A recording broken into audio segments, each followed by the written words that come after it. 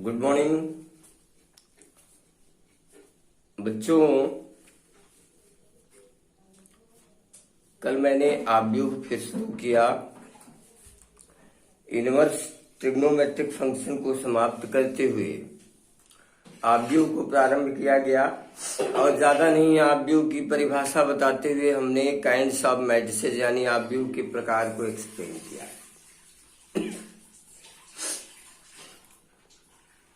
आज आइए सबसे पहले मैं आपको बताता हूं आव्यूह की समानता।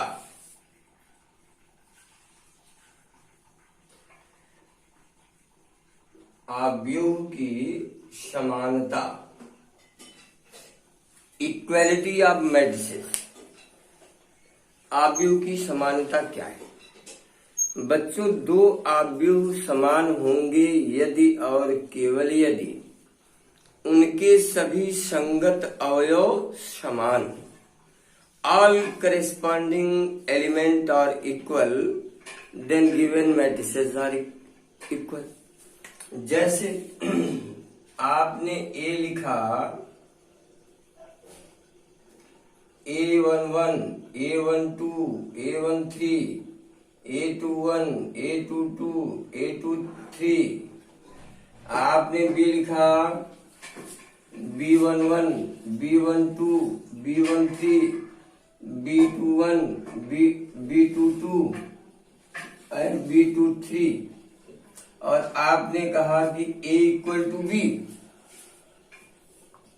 A इक्वल टू बी तभी पॉसिबल है, इंप्लाइज करता है कि A11 equal to B11, A12 equal to B12, 3 equal to B13, A21 equal to B21, A22 equal to B22 and A23 is equal to B23। इस प्रकार आप देखेंगे कि ऑल करेस्पॉन्डिंग एलिमेंट का इक्वल होना आवश्यक है। इसको कहते हैं दो आव्यूह की समानता का सिद्धांत। अब इसके बाद आते हैं बच्चों आव्यूह की संक्रिया, ऑपरेशन ऑन मैट्रिसेस।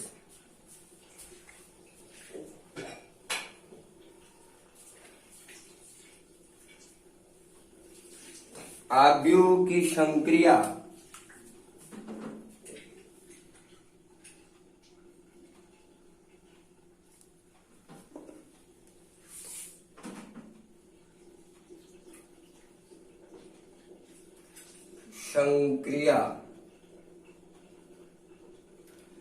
संक्रिया में कई चीजें आपको पढ़नी है, लेकिन पहले आइए योग, आव्यूह का योग। पहला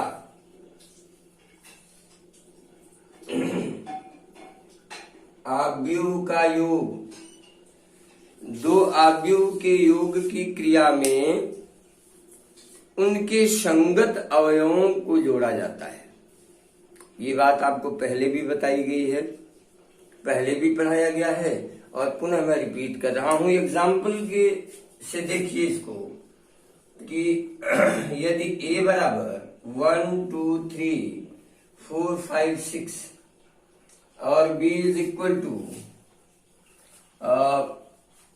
ABCDEF और आपको जोड़ना है, इन्हें ऐड करना है।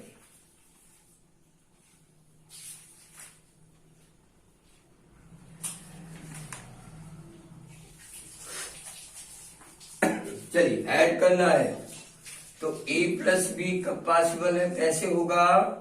1 प्लस ए, देखिए corresponding element 2 plus B, 3 plus C, 4 plus D, 5 plus E, 6 plus F.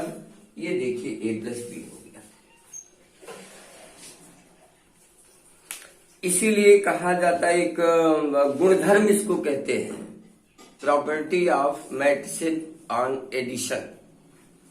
आव्यूह के योग का गुणधर्म नंबर 1, आव्यूह योग की संक्रिया में क्रम विनिमय होता है। अभी मैंने A प्लस बी जोड़ा है, अगर आप B प्लस ए को जोड़ेंगे तो भी यही मिलेगा। अरे बी प्लस ए में भाई ए प्लस 1 होगा, बी प्लस 2 होगा, सी प्लस 3 होगा, तो क्या अलग है? 1 plus A equal to A plus 1 नहीं होगा। तो आव्यूह के योग की क्रिया क्रम विनिमय होती है, दैट्स क्लियर। नंबर 2, आव्यूह के योग की क्रिया साहचर्य नियम का पालन करती है। साहचर्य नियम का मतलब A plus B plus C equal to A plus B and plus C, साहचर्य नियम का पालन करती है। आव्यूह के योग की क्रिया तत्समक नियम का पालन करती है। ऐसे कुछ सारी चीजें आपके बुक्स में हैं, किताबों में हैं। आप किताबों को पढ़िए और उससे सीखिए। बहुत सारी चीजें तो मैं खुद ही बता दूंगा। अब आते हैं बच्चों, आव्यूह में अदिश का गुणा, किसी स्केलर का किसी मैट्रिक्स के साथ गुणा करना। जैसे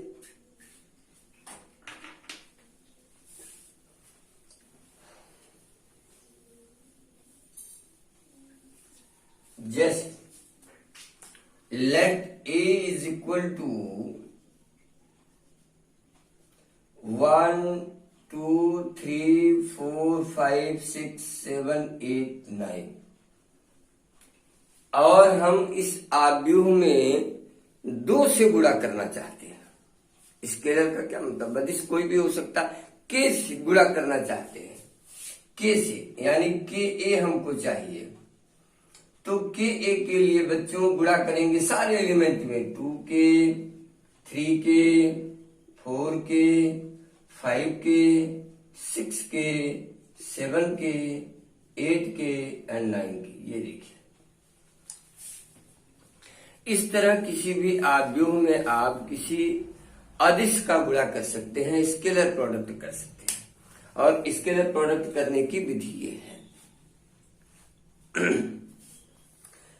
अब हम बताए गए जितने भी कॉन्सेप्ट मैंने बताए हैं उस पर बेस्ड एक्सरसाइज नंबर 4.1 यही शायद मैंने छोड़ा था। आपको बहुत ज्यादा तो याद नहीं है, लेकिन 4.1 ही चल रहा था, यही मैंने शायद छोड़ा था, या फिर थोड़ा और आगे, तो मैं फिर यहां पहुंचा हूं। याद रखिएगा, एक चीज, एक चैप्टर मैंने पीछे छोड़ दिया है, बाइनरी ऑपरेशन, द्विधारीय संक्रिया जिसको बोलते हैं। और यार इसमें कुछ है नहीं, कभी भी मैं पढ़ा दूंगा। और बाकी ये सारी चीजें आप अब स्पीड पकड़ के आगे बढ़ते रहो और तैयार करते रहो। अब आइए एक्सरसाइज पर।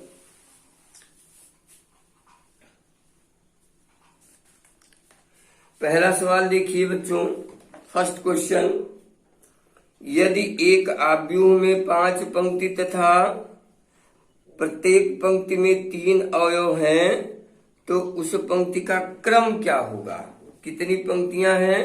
5, और प्रत्येक पंक्ति में कितने अवयव? 3।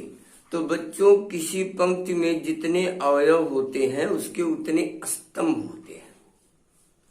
अगर इसमें 3 अवयव हैं प्रत्येक पंक्ति में तो स्तंभों की संख्या कितनी हुई? 3, और पंक्तियों की संख्या 5।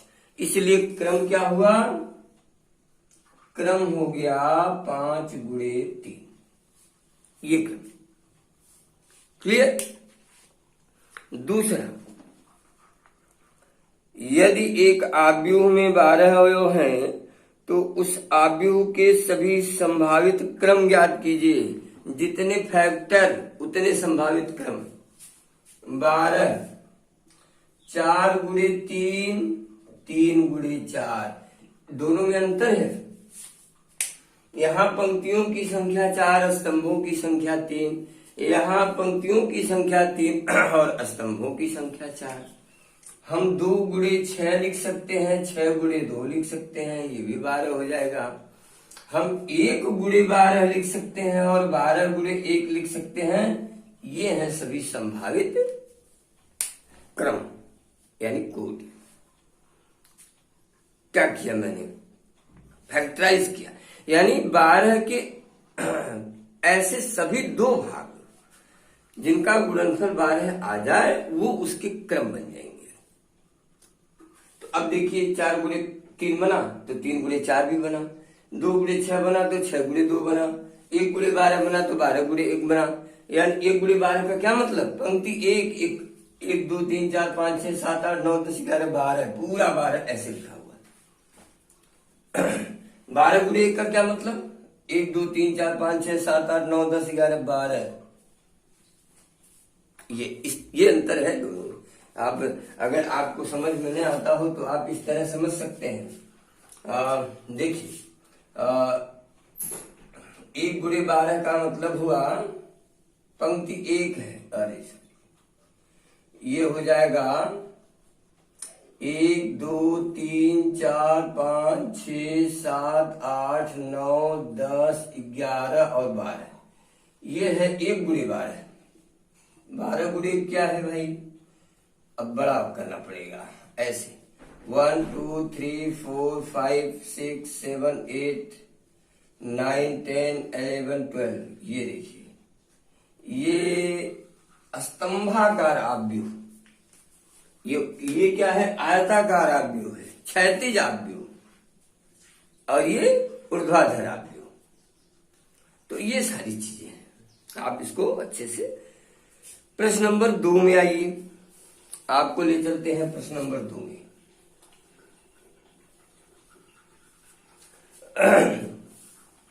प्रश्न नंबर 2 बच्चों है, एक आव्यूह AIJ 2 गुणे 2, क्रम है 2 गुणे 2 की रचना कीजिए जहां AIJ बराबर I प्लस 2J, AIJ बराबर I प्लस 2J, और आव्यूह बनाना है AIJ 2 गुणे 2 का। 2 गुणे 2 का मतलब हो गया 4 अवयव, और वो 4 अवयव कौन कौन से होंगे जरा देखिए भाई, सभी बच्चे ध्यान दें। A11 A12 A21 A22, ये देखिए 4 अवयव हैं, यही 4 हमको चाहिए। अब यहाँ आइए, चूंकि AIJ I प्लस 2J, तो यहाँ 1 1 रखेंगे A11, तो यहाँ भी आपको 1 रखना पड़ेगा, ये 3 हो गया। A12 रखेंगे तो 2 इंटू 2 2 दूनी 4 1 5 होगा। A21 रखेंगे तो 2 गुणे 1 4 आ जाएगा, और A22 रखेंगे तो 2 गुणे 2 बराबर 6 आ जाएगा। देखिए सब मिलकर I और J की वैल्यू को चेंज करते जाइए, आपको अपने रिक्वायरमेंट एलिमेंट मिलते जाएंगे। अब ये सारी वैल्यू रख देंगे तो अब देखिए मिल गया, आया भाई क्या क्या, 3 5 4 6, ये 2 गुणे 2 क्रम का एक आव्यूह तैयार। तो एक सिस्टम है बेटा, मैं आप लोगों को ये नहीं है कि चलो क्वेश्चन नंबर इतना कर लिया, ये मान लीजिए हम कह देते कि नहीं भाई 3 गुणे 2 क्रम का बनाइए, 5 गुणे 3 क्रम का बनाइए, 7 गुणे 2 क्रम का बनाइए, it is a question of set. तो सब में यही होता कि उस क्रम का एक फंडामेंटल ऐसे बना लीजिए, और फिर वो सारे एलिमेंट ऐसे चेंज करके निकालते चले जाइए, उठा के सब्स्टिट्यूट कर दीजिए, आपको आसानी से आव्यूह मिल जाएंगे। प्रश्न नंबर 3 पर आते हैं, जो आव्यूह की समानता के सिद्धांत पर आधारित है। आव्यूह के समानता के सिद्धांत पर आधारित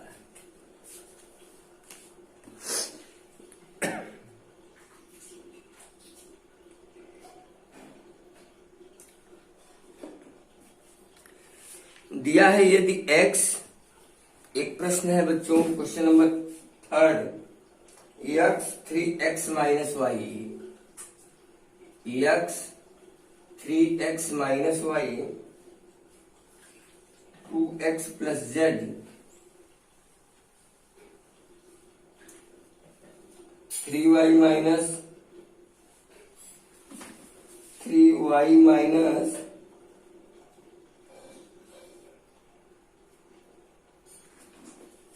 1 मिनट बच्चों, जस्ट वेट फॉर 1 मिनट।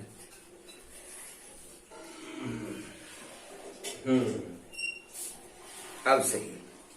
हाँ, omega 3y minus omega equal to 3247। 3247। आपसे क्वेश्चन किया गया है कि आप सभी अज्ञात चर राशियों का मान ज्ञात कीजिए यहां से। अब मैंने आपको बताया है कि अगर दो आव्यूह बराबर हैं, हाँ इनके बीच में देखिए मार्ग क्या है, इक्वलिटी का, तो ये तभी पॉसिबल है जब इनके सभी करस्पॉन्डिंग एलिमेंट इक्वल होंगे। चूंकि अब हटाइए, this implies that x equal to क्या हुआ 3, x is equal to 3 and 3x minus y equal to 2। x का मान रख दीजिए,